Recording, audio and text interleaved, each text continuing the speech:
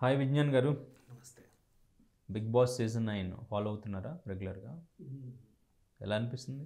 ఇంట్రెస్ట్గా రణరంగంలానే అనిపిస్తుందా? నువ్వు ఆల్రెడీ ఒక విన్నర్ని ఫిక్స్ చేసి సీజన్ నడిపిస్తే ఎట్లా వస్తుంది ఇంట్రెస్ట్?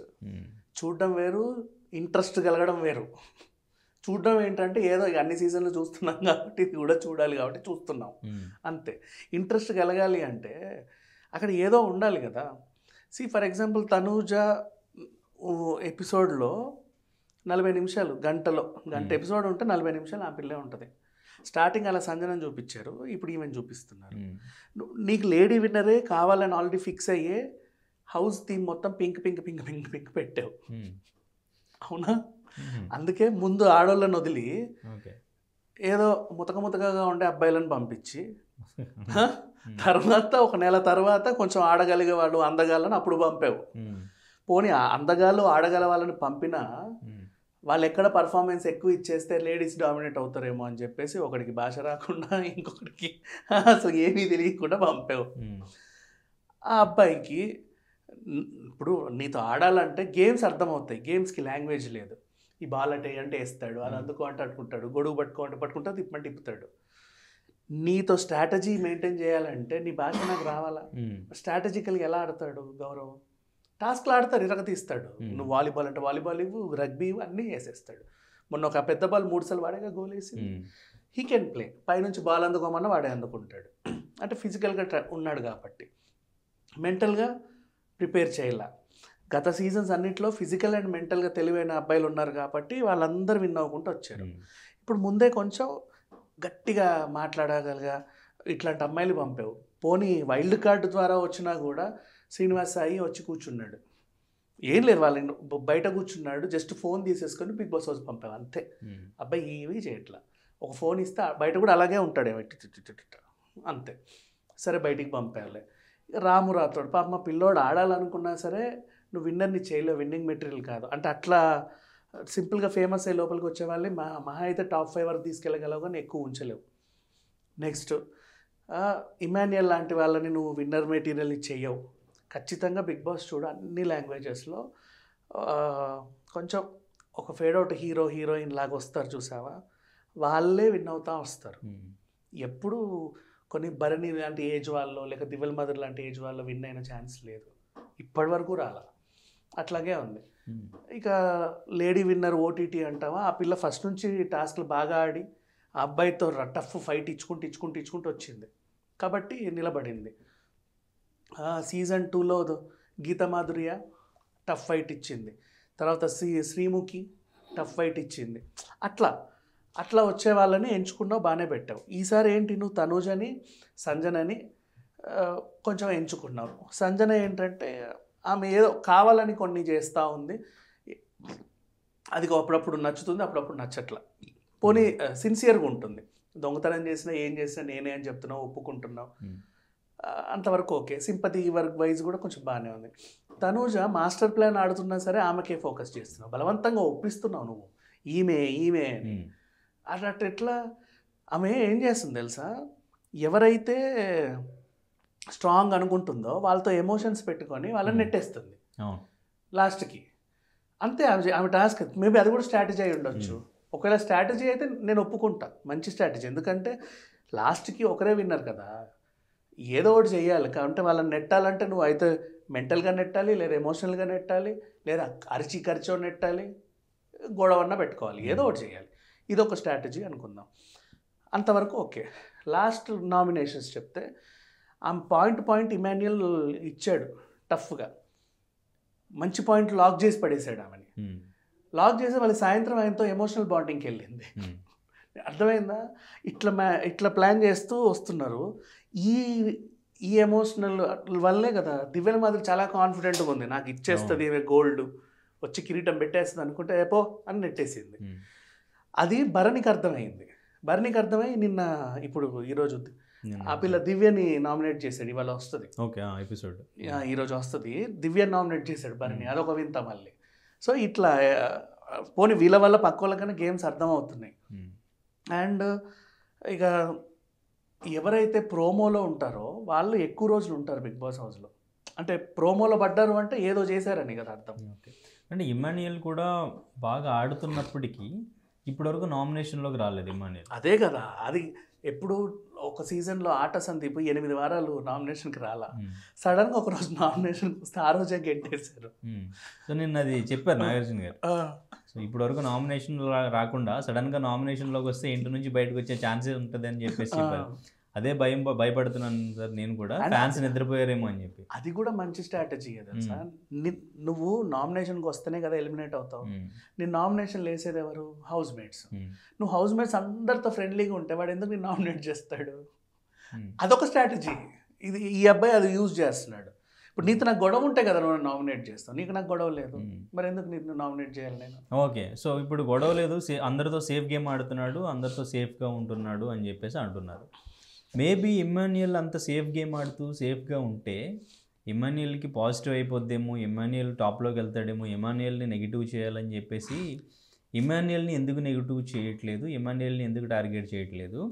తనూజని ఏదైనా ఎవరైనా అంటే తనూజ టాప్లో ఉంది కాబట్టి అందరూ తనను టార్గెట్ చేసేస్తున్నారు, హౌస్ మేట్స్ అందరూ టార్గెట్ చేసి తనతో గొడవ పెట్టుకుంటున్నారు, లేదంటే క్లోజ్గా ఉందామని చూస్తున్నారు తనూజ టాప్ కాబట్టి అనేది. ఎందుకు ఈ వేరియేషను? వీళ్ళు అనుకున్న వేరియేషన్స్ అన్నీ ఎప్పుడు మారుతాయి చెప్పనా? ఫ్యామిలీ వీక్ వచ్చినప్పుడు మారుతాయి.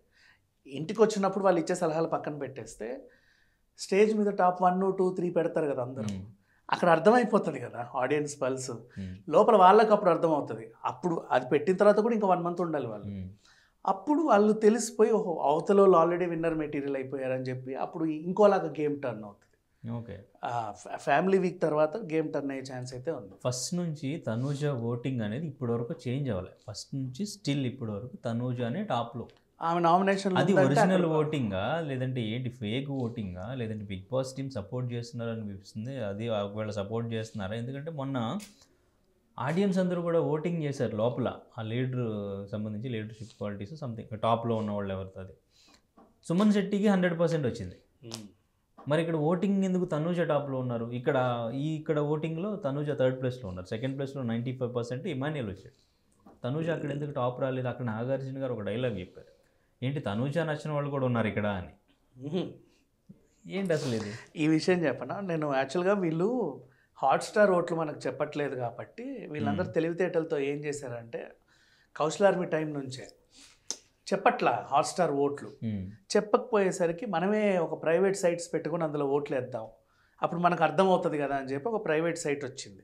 అలాంటి ఒక 3-4 సైట్స్ వచ్చాయి. ఆ 3 ఓపెన్ చేసి చూస్తే 3 రిజల్ట్స్ ఈక్వల్గా ఉందనుకో, వాళ్ళు నిజంగా టాప్లో ఉన్నట్టు. బట్ ఆ 3 రిజల్ట్స్లో తనూజ టాప్లో ఉంది, 3 ఇట్లో ఉంది. ఒక దాంట్లో కొంచెం అటు ఇటుగా పడుతున్నాయి, ఒక దాంట్లో సుమన్ శెట్టి ఉన్నాడు, మిగతా 3 మాత్రం ఈ అమ్మాయి టాప్గా కొనసాగుతానే ఉంది. ఎలా అంటే తనూజ టాప్లో ఉండడానికి రీజన్ ఏంటి? పిఆర్టీవీ ఏం లేదులే, ఆమె సీరియల్ నుంచి వచ్చింది. అంత గేమ్ పరంగా ఇప్పుడు వేరే హౌస్ మేట్స్తో ఇప్పుడు కళ్యాణ్ ఉన్నాడు, డెమాన్ ఉన్నాడు, రీతు, ఇమాన్యుయల్, సుమన్ శెట్టి, వీళ్ళతో కంపేర్ చేస్తే తనూజ టాప్లో ఉండడానికి రీజన్ ఏంటి? నువ్వు వాళ్ళని చూపించి చేస్తాయి కదా, అంతమంది హౌస్లో ఉన్నారని మనం మాట్లాడుకోవడానికి సరిపోతుంది, చూపించలే ఎవరిని. తన ఫిజికల్ టాస్క్లో కానీ తన పర్ఫార్మెన్స్ కానీ వీళ్ళకంటే బెటర్గా ఎక్కడ కనిపించింది ఆడియన్స్ అంత ఓట్ చేయడానికి? లేదు మా, నువ్వు చెప్పిన వాళ్ళందరికీ ఎక్కువ ఉంది. మరి ఎలా ఓట్ చేస్తున్నారు? ఈవెన్ రీతుకు కూడా ఎక్కువ ఉంది చెప్పాలంటే. మరి ఆ ఓటింగ్ ఏంటో అర్థమై రావట్లా, డిఫరెంట్గా ఉంది. అదొక్కటే ఈసారే కొంచెం డిఫికల్ట్ అనిపిస్తుంది. స్టార్టింగ్ సుమన్ శెట్టి వచ్చిన 3 వీక్స్లో కూడా ఆయనకు బీభత్సంగా ఓట్లు పడ్డాయి. అప్పుడు అలాగే అన్నారు సుమన్ శెట్టికి ఏమైనా ఫేక్ ఓట్లు పడుతున్నాయా అని. బట్ ఆయన పర్ఫార్మెన్స్ చూస్తున్నాను సార్, పాపం ఆ వయసులో కొంచెం హైట్ తక్కువ ఉన్నా సరే బాగా ఆడుతున్నాడు, హీఈస్ ప్లేయింగ్ గుడ్. ఓకే, అట్లా బాగుంది. నేను ఇక కళ్యాణ్ అంటావు ఆర్మీ అబ్బాయి కాబట్టి హీ విల్, డెమోన్ కూడా కొంచెం ఫిజికల్లీ ఫిట్ కాబట్టి హీ విల్, రీతు కూడా ఫిజికల్లీ ఫిట్, అంతే. నిన్న జరిగిన ఎపిసోడ్లో దివ్యాని కొంచెం టార్గెట్ చేసి మాట్లాడారు. మొన్న ఆ కెప్టెన్సీ టాస్క్ నుంచి ఎలిమినేట్ చేసిన ఆ టాస్క్ ప్రాసెస్ గురించి, తను తీసుకున్న నిర్ణయం కరెక్ట్ కాదు అని చెప్పి. దివ్య అది నిజంగానే కరెక్ట్ అనిపించిందా మీకు? కరెక్ట్ కాదు అనిపించింది నాకు. ఎందుకు ఆ పిల్లపైకి ఫోకస్ వెళ్ళట్లా. ఆమె ఫస్ట్ నుంచి కూడా నాకు అంటే బాగా ఏదైనా ఫిజికల్ గేమ్స్ అప్పుడప్పుడు బాగా ఆడుతున్నప్పటికీ మెంటల్ పర్ఫార్మెన్స్ నాకు సరిగ్గా లేదనిపిస్తుంది. ఆ భరణి బాండింగ్ అది ఈరోజు తెగుద్ది యాక్చువల్గా. మన తనూజని ఈ కెప్టెన్సీ టాస్క్ నుంచి ఎలిమినేట్ చేసిన స్ట్రాటజీయో పోనీ తను తీసుకున్న డెసిషనో కరెక్టా కాదా? అంతేం అనిపించలేదబ్బా. ఫోకస్ తన డెసిషన్ కరెక్ట్ అని అయితే నేను ఎప్పుడు ఫీల్ అవ్వను. ఓకే.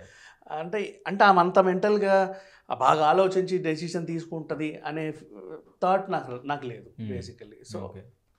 నిన్న సేవ్ చేయమని భరణి అడుగుతుంటే తనూజ చెప్పిన రీజన్స్, తను తీసుకున్న స్టాండ్ కరెక్టే కాదు? అస్సలు కాదు. ఎందుకని? ఏమో నాకు అట్లా అనిపించింది. అంటే కానీ ఓటింగ్లో వాళ్ళే టాప్ ఉంటున్నారు కదా. ఇప్పుడు భరణికి కూడా ఓట్లు పడవచ్చు. ఆ అబ్బాయిది ఏంటి ప్రాబ్లం? మర్చిపోయా, తనూజ భరణిని కూడా దగ్గర రానివ్వట్లే. నువ్వు బాగా చూసావా? అంతకుముందున్న బాండింగ్ ఇప్పుడు లేదు. ఎందుకు చెప్పనా, ఒకసారి బయటికి వెళ్ళాడు భరణి, ఒకసారి బయటికి వెళ్ళాడు అంటే మెంటల్గా ప్రిపేర్ అవ్వు. నీకు ఆడియన్స్లో ఓట్స్ లేకపోతే ఎలిమినేట్ అవుతావు. ఓహో, అంటే ఈయనకి ఆడియన్స్లో ఎక్కువ ఇది లేదు, సో ఇంత బాండింగ్ పెట్టుకుంటే నాకు వేస్ట్. నెంబర్ 1 నా థాట్ ప్రాసెస్కి వచ్చింది. నెంబర్ 2, పోనీ ఫిజికల్ టాస్క్లో నాకు ఉపయోగపడతాడా అంటే అతను మెడికల్ ప్రాబ్లంతో బయటికి వెళ్ళి వచ్చాడు.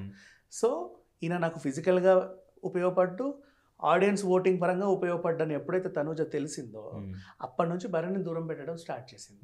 సో ఆ రీజన్ ఉన్నా లేకున్నా ఆయనకైతే స్టాండ్ తీసుకోరు. సో ఫైనల్లీ మాధురి గురించి మాట్లాడాలి. నాకు ఒక న్యూస్ తెలిసింది. మాధురి చాలా కాన్ఫిడెంట్గా హౌస్లో ఉన్నప్పుడు చెప్పారు, బయటకు వచ్చిన తర్వాత బజ్ ఇంటర్వ్యూలో చెప్పారు, బయట ఇంటర్వ్యూస్లో కూడా చెప్పారు. రీతు వాళ్ళ మదర్ నాకు కాల్ చేసి వాళ్ళ రిలేషన్షిప్ గురించి ఫీల్ అవుతూ ఏడుస్తూ కొంచెం వాష్రూమ్లోకి తీసుకెళ్ళైనా చెప్పమ్మా నువ్వు మా అమ్మాయికి అని చెప్పారు అని చెప్పి ఛానల్లో చెప్పారు, ఇంటర్వ్యూస్లో చెప్పారు. కానీ వాళ్ళ మదర్ నాకు అసలు మాధురి ఎవరో కూడా తెలీదు, తను నేను ఎప్పుడు చూడలేదు, అంత ధైర్యంగా అంత అబద్ధం ఎలా చెప్పేస్తారు, నేను బయటకు వచ్చి మాట్లాడదాం అనుకుంటే ఎందుకులే అని చెప్పేసి నేను ఊరుకున్నానని చెప్పేసి వాళ్ళ మదర్ మాట్లాడారు నాతో. సో ఇంటర్వ్యూస్ తర్వాత వాళ్ళు ప్లాన్ హౌస్లో చెప్పిందా రీతుతో మీ మదర్ నాతో ఏడిసిందని? డెమన్ పవన్తో చెప్పింది. డెమన్ పవన్తో చెప్పింది. ఓకే. సో ఎందుకు ఇలా చెప్పారు, తను అబద్ధం చెప్పారని క్లియర్గా వాళ్ళ మదర్ చెప్పారు. పోనీ మీ రిలేటివ్స్ ఎవరైనా చెప్పుండొచ్చేమో అని నేను అడిగాను. అసలు వాళ్ళ రిలేటివ్స్ కానీ ఎవరో మాట్లాడలేదు, ఎవరికి అసలు తను తెలియదు, అసలు తను ఎందుకు అలా చెప్పిందో కూడా మాకు అర్థం కాలేదు అసలు అమ్మాయి గురించి. సరే ఇంకా అన్నీ దేవుడు చూసుకుంటాడు అన్నట్టుగా ఆవిడ మాట్లాడారు. సో ఎందుకు ఇలా చెప్పి ఉండొచ్చు? 1 సెకండ్.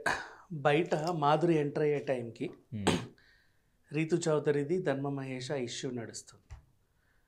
లోపల నీ అమ్మాయికి తెలియదు, ఓకేనా? ఈమె లోపలికి వచ్చేసరికి వీళ్ళిద్దరి దగ్గర ఒక బాండింగ్ గమనించింది. ఆ బాండింగ్ గురించి బయట ఎలాంటి కామెంట్స్ వస్తున్నాయో నీకు తెలుసు, నాకు తెలుసు. ఈ పిల్ల ఇలాంటిది అలాంటిది, ఇక్కడొకరు అక్కడొకరు హౌస్లో ఒకరు అని చెప్పేసి ఆ పిల్లని అంటే లైక్ క్యారెక్టర్ ఎగ్జామినేషన్ చేసుకుంటూ మాట్లాడుతున్నారు బయట. అది గమనించి అలా చెబితేనన్నా వీడు దూరంగా ఉంటాడేమో అని కూడా చెప్పుండొచ్చుగా. యాజ్ ఎ మదర్ ఆలోచించవచ్చుగా, యాజ్ ఎ ఉమెన్ ఆలోచించవచ్చుగా, తప్పే ఉంది. నెంబర్ 1. నెక్స్ట్ ఇంకో కోణంలో వీళ్ళ మదర్ చెప్పకపోయినా, మీరు నువ్వు అన్నట్టు వాళ్ళ రిలేటివ్స్ ఎవరు చెప్పకపోయినా, ఇంకెవరైనా కొంచెం ఇది ఇంటెన్షన్ తీసుకొని అయ్యో బయట ఈ అమ్మాయి పేరు పాడవుతుందని ధర్మ మహేష్ తరఫున కూడా ఎవరన్నా నేను ఇట్లా రీచ్ చదువు వాళ్ళ మదర్ని అమ్మ ఇలా ఉంది పోటీ ఆ పిల్లకి అలా బాండింగ్లు పెట్టుకోకని చెప్పు అని కూడా చెప్పుండొచ్చుగా. అంత కాన్ఫిడెంట్గా చెప్పినప్పుడు చెప్పుండొచ్చు కదా, ఆమె నమ్మొచ్చు కదా నిజంగా మదర్ ఏమో అని. కనుక్కునే లోపు హౌస్లోకి వచ్చేసింది, అలా కూడా అయి ఉండొచ్చుగా. మరి తనకే చెప్పొచ్చు కదా హౌస్లోకి వెళ్ళిన వెంటనే. హౌస్లోకి వెళ్ళిన బయట అక్కడ అగ్రిమెంట్ ఉంటుంది, బయట జరిగేవి లోపల చెప్పొద్దు. నువ్వు చూసినవన్నీ పవన్తో చెప్పింది కదా, పవన్తో ఏదో చెప్పొచ్చు కదా. అదే అంటున్నా, ఇట్లా నీ మీద వీడియోలు వచ్చాయి అదొచ్చాయి చెప్పకూడదు. పోనీ అక్కడ అయిపోయింది, బయట ఇంట్రెస్ట్ ఎందుకు చెప్పాలి? అడుగుతున్నారు కదా, నువ్వు అడిగిందే కదా తను చెప్తుంది. వీళ్ళు క్వశ్చన్ వేస్తుంటేనే కదా ఆమె ఆన్సర్లు ఇస్తుంది. అంటే ఊరికే పని కూర్చొని చెప్పట్లేదు కదా. తను చెప్పింది కాబట్టి వాళ్ళు నిజంగా చెప్పారండి, నిజంగా చెప్పారు. అవును నిజంగా చెప్పారు, అంత చెప్పలేదు అంటున్నారు. వీళ్ళు చెప్పకపోయి ఉండొచ్చు. ఒకసారి చూడు, యాక్చువల్గా ఏమైందంటే మరి వాళ్ళకి అది అబ్జెక్షనే కదా. ఈ కేసులో ఫ్యామిలీ అని చెప్పి తను ఎలా చెప్తారు, అబద్ధం చెప్పినట్టే కదా. ఈ కేసులో నువ్వు ఆ అమ్మాయి తనే ఎవరు, వాళ్ళ ఫ్యామిలీ తరపున రీతు చౌదరి వాళ్ళ మమ్మీతో నువ్వు మాట్లాడావు. ఎవరో చెప్పుండొచ్చు కాల్ చేసి, ఎవరో చెప్తే తను ఎలా చెప్తారు, వాళ్ళ ఫ్యామిలీ చెప్పారని చెప్పేసి. ఒక్క నిమిషమ్మా, ఇప్పుడు కొండా సురేఖ ఉందా, మొన్న అంత అనర్గళంగా సమంత గురించి ఎంత హ్యాపీగా చెప్పేసింది. ఎందుకు అలా చెప్పిందో చెప్పనా, ఆ ఉమర్ సంధు అనేవాడు ఉన్నాడు కదా, వాడు రాశాడు అది వాడు రాసింది నిజమే అనుకొని నమ్మింది. అది నమ్మి అనర్గళంగా చెప్పేసింది. వాళ్ళ నమ్మకంలో తప్పు లేదు, కావాలని పుకారు సృష్టించడం కాదు, నమ్మింది. ఈమె కూడా ఎవరో ఫోన్ చేసి ఉండొచ్చుగా, వాళ్ళ మదర్ అని ఈమె నమ్మి ఉండొచ్చు కదా, నమ్మి మేబీ చేసి ఉండొచ్చు ఒకటి. అందుకే అంత కాన్ఫిడెంట్గా చెప్తుంది. అండ్ ఇప్పుడు నువ్వు వాళ్ళ మదర్తో మాట్లాడావు కాబట్టి అంత కాన్ఫిడెంట్గా చెప్తున్నావు. నేను మాధురిని దగ్గరగా చూసా కాబట్టి నేను ఆమె మెంటాలిటీ చెప్పిన, ఎక్కడికి వెళ్ళినా సరే కొన్ని ఇష్యూస్తో బాధపడే వాళ్ళని కలిసి ఆర్థికంగా మెంటల్లీ షీ విల్ హెల్ప్. అది ఎంత పెద్ద ఇష్యూ అంటే నేను అసలు చెప్పకూడదు. ఒక హత్య కేసులు ఏపీలో ఇప్పటిదాకా తేలని హత్య కేసు, ఆ హత్య కేసులో సెకండ్ వైఫ్ అని పిలువబడుతున్న ఒక ఆవిడ ఎలా ఉందంటే ఇప్పుడు ప్రజెంట్ యాక్చువల్ చెప్పాలంటే భోగభాగ్యాలతో ఉండాలి, కనీసం ఆటో ఛార్జెస్ అన్నా ఉన్నాయా లేవా అన్నట్టుగా ఉంది. ఆవిడ్ని పిలిచి ఆవిడ్ని మందలించి ఇలా కాదు, ఇలా నీకు న్యాయం చూస్తావని చెప్పి నా ముందే చెప్పింది. తన మెంటాలిటీ అలాంటిది. అందుకు నేను చెప్తున్నా, అంటే సిచ్యువేషన్స్ బోల్డ్ అని ఉంటే షీ విల్ హెల్ప్. ఓకే, కానీ అంటే హౌస్లో సో ఇక్కడ చెప్పొచ్చు, తనతో క్లోజ్గా ఉండొచ్చు, అక్కడ చెప్పకూడదని బిగ్ బాస్ వాళ్ళ యాజమాన్యం నుంచి రూల్ ఉంటుంది కదా. మీరు బయట జరిగే లోపలికి వెళ్ళి వీళ్ళకి ఇట్లయింది అట్లయిందని చెప్పొద్దు. ముఖ్యంగా రీతుకు అసలు చెప్పొద్దు, ఎందుకంటే తన గేమ్ ఏం పాడైపోతుంది. బయట దారుణంగా జరిగి ఈ రోజు వరకు కూడా అందరూ ఇప్పుడు భరణి బాండింగ్ గురించి వాళ్ళిద్దరు కూర్చున్నప్పుడు తనుజతో కూర్చుని మాట్లాడుకున్నారు. బాండింగ్ గురించి ఫెయిర్గానే డిస్కస్ చేస్తున్నారు, అదేదో సీక్రెట్ చెప్పినట్టు కాదు, సజెస్ట్ చేయొచ్చు. నీ గేమ్ ఉందమ్మా. నామినేషన్స్లో పాయింట్స్ ఏంటి చెప్పేది? నామినేషన్లో పాయింట్ రిలేషన్ గురించి మాట్లాడతారు, నీ గేమ్ ఒకళ్ళ పాడవుతుంది, సో నువ్వు ఇలా ఉండొద్దు అని చెప్పి రీతుకి సజెస్ట్ చేయొచ్చు కొన్ని అట్లీస్ట్. ఇక్కడ ఎవ్వరికి జరగని నష్టం రీతుకు జరిగింది. చాలా పెద్ద డ్యామేజ్ అయింది, ఆమె క్యారెక్టర్ మీద మచ్చబడింది. అది బయట మొత్తం 2 తెలుగు రాష్ట్రాల్లో కంప్లీట్ ఇంటర్నెట్లో. ఆ పిల్లకి ఇంకా తెలియదు. ఇంకా హౌస్లో అదేం పెద్ద ఇదే అవ్వలేదు, అదే ఎంజాయ్ చేస్తున్నారు ఆడియన్స్. That's what Manik. వాళ్ళ బాండింగ్ గురించి ఇంకా అర్థం కాల. రీతు చౌదరి అనే ఒక క్యారెక్టర్ని ఆ పిల్ల వాళ్ళ హస్బెండ్ అండ్ వైఫ్ గొడవల మధ్యలోకి లాగి పూర్తిగా డ్యామేజ్ చేసింది. ఇంకో అమ్మాయి ఇంకా డ్యామేజ్ అవుతుంది ఈ పవన్ దగ్గరికి వెళ్ళేసరికి. సో వీడిని దూరం పెట్టే క్రమంలో ఆ పిల్ల క్యారెక్టర్ బ్యాడ్ అవద్దని అలా చెప్పింది అంతే. And at the same time ఆమె ఇంటెన్షన్ అది.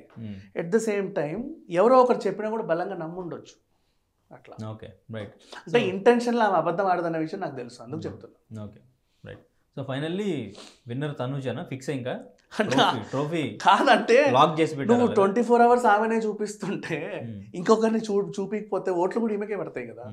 అంటే ఆమె ఒకటే యాజ్ ఆఫ్ నౌ చూపించిన దాని ప్రకారం, ఇప్పటివరకు చూసిన దాని ప్రకారం, బయట నడుస్తున్న టాక్ ప్రకారం, ఇంకా అందులో చేంజ్ నా అభిప్రాయం ప్రకారంగా విన్నింగ్ మెటీరియల్ సంజన.